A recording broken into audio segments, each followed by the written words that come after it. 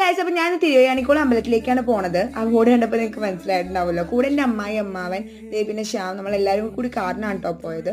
അപ്പോൾ രാവിലെ പോയിട്ടുണ്ടായിരുന്നു.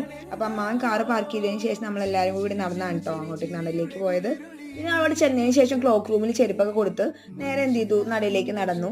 അപ്പോൾ അമ്മാവൻ അറിയുന്ന ഒരു അങ്കിളിനെ കണ്ടവിടെ കുറച്ച് നേരം സംസാരിച്ച് നേരെ നമ്മൾ അകത്തേക്ക് തൊഴുവാൻ വേണ്ടി പോവാൻ കേട്ടോ. ഈ അമ്പലത്തിന്റെ പ്രത്യേകത എന്ന് പറയുന്നത് 12 ദിവസം മാത്രം വർഷത്തിൽ പാർവതി ദേവിയുടെ നട തുറക്കുള്ളൂ. ശിവന്റെ ജന്മനാളായിട്ടുള്ള തിരുവാതിര മുതലാണ് 12 ദിവസം നട തുറക്കുക. നമ്മൾ അകത്ത് കയറി രണ്ടുപേരെയും തൊഴുതതിന് ശേഷം പുറത്തേക്ക് ഇറങ്ങിട്ടോ. പിന്നെ അമ്മായി അമ്മാവനും കൂടി എള്ളുതിരി മേടിക്കാനായിട്ട് പോയിട്ടുണ്ടായിരുന്നു. അപ്പോൾ അങ്ങനെ എള്ളുതിരി നമ്മൾ അയ്യപ്പന്റെ മുമ്പിൽ കത്തിച്ചു വെച്ചു. പിന്നെ അതിന് ശേഷം നമുക്ക് പ്രസാദമൊക്കെ കിട്ടിയത്. ഇതാണ് പ്രസാദം. അപ്പോൾ പ്രസാദമൊക്കെ തൊട്ടതിന് ശേഷം നമുക്ക് പായസം കൂടി മേടിക്കാനുണ്ടായിരുന്നു. പായസവും മേടിച്ച് നമ്മളങ്ങനെ ഇറങ്ങി പുറത്തേക്ക്. അപ്പോൾ അതിന് ശേഷം ഞാൻ പോപ്കോൺ മേടിക്കാമെന്നും പറഞ്ഞ അമ്മായും അവിടെ പോപ്കോണൊക്കെ മേടിച്ച് അങ്ങനെ നമ്മൾ നേരത്തെ വീട്ടിലേക്ക് പോവുകയാണ്. വീഡിയോ എന്ന് പറയുന്നത് ഞാൻ തിരുവാതിര കഴിഞ്ഞപ്പോൾ നമ്മളവിടെ പോയപ്പോൾ എടുത്ത വീഡിയോ, പക്ഷേ എനിക്ക് ഇപ്പോഴാണ് അപ്ലോഡ് ചെയ്യാൻ പറ്റിയത്. അപ്പോൾ ഓക്കെ ഗൈസ്, ബൈ.